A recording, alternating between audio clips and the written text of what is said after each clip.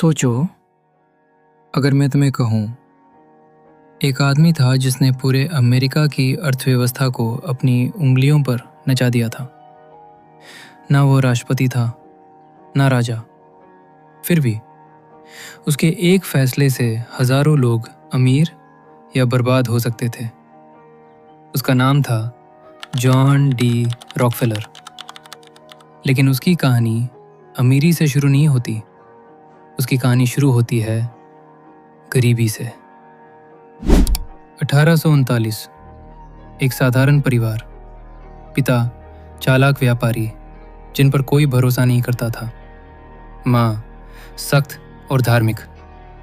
घर में पैसा कभी स्थिर नहीं था और यही अस्थिरता जॉन के दिमाग में एक खतरनाक बीज बो गई, कंट्रोल। उसे समझ आ गया था, गरीबी किस्मत नहीं है, गरीबी अस्थिरता है और अस्थिरता को सिर्फ सिस्टम हराता है। पहला सबक। जब बाकी बच्चे खेल रहे थे, जॉन हिसाब लिख रहा था। हर कमाया हुआ पैसा, हर खर्च किया हुआ पैसा, हर उधार। वो 20 साल की उम्र में वो कर रहा था जो लोग 40 में भी नहीं करते। डिसिप्लिन। उसे जल्दी समझ आ गया था, जो आदमी अपने पैसों को कंट्रोल नहीं कर सकता, वो दुनिया को कभी कंट्रोल नहीं कर सकता। ऑयल रश और असली चाल। फिर आया ऑयल बूम। अमेरिका में तेल मिला, हर आदमी पागल हो गया।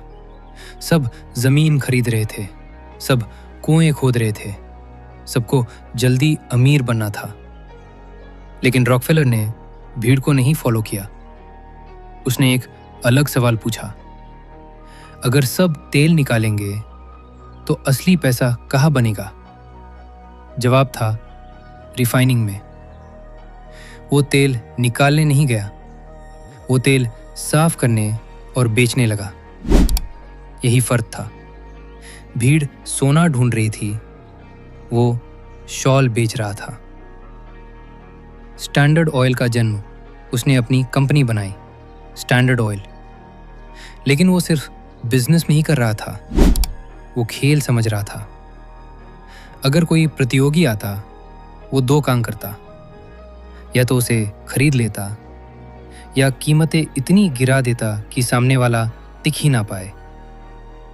लोग उसे निर्दयी कहते थे और वो खुद को रणनीतिक कहता था। कुछ ही सालों में अमेरिका का लगभग 90% तेल, रिफाइनिंग, उसके कंट्रोल में था। सोचो, 90%। ये पैसा नहीं था, ये पावर थी। असली सीक्रेट। लोग सोचते हैं वो लालची था, लेकिन असली राज कुछ और था। वो जल्दी अमीर नहीं बनना चाहता था, वो लंबे समय तक अमीर रहना चाहता था। उसने अपने मुनाफे को खर्च नहीं किया, उसने उसे दोबारा बिजनेस में लगाया। वो दिखावे में विश्वास नहीं करता था, वो सिस्टम में विश्वास करता था। और सिस्टम हमेशा व्यक्ति से बड़ा होता है। सरकार से टकराव।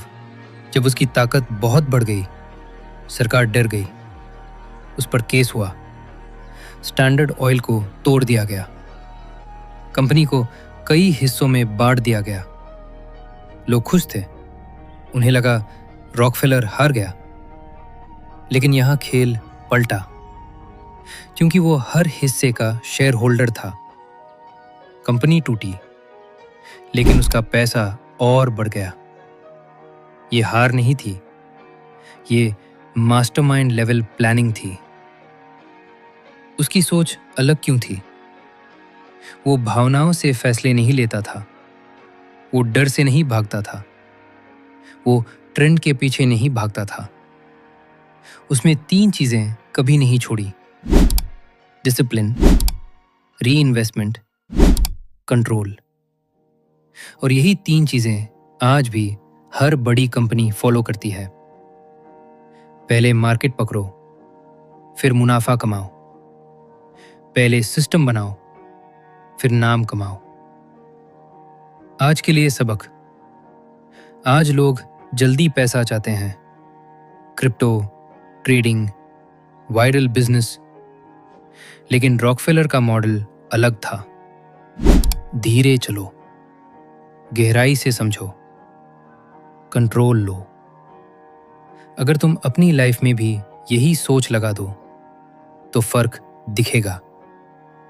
तुरंत नहीं, लेकिन स्थायी। आखिरी सच, रॉकफेलर सिर्फ अमीर नहीं था, वो दुनिया का पहला सच्चा बिजनेस स्ट्रैटेजिस्ट था। उसने हमें सिखाया, पैसा कमाने से ज्यादा जरूरी है पैसे के फ्लो को कंट्रोल करना। और याद रखो, अगर तुम सिस्टम नहीं बनाओगे तो तुम किसी और के सिस्टम का हिस्सा बन जाओगे। फैसला तुम्हारा है, भीड़ बनना है या खेल समझना है। क्योंकि इतिहास गवाह है, जो सिस्टम कंट्रोल करता है वही दुनिया कंट्रोल करता है।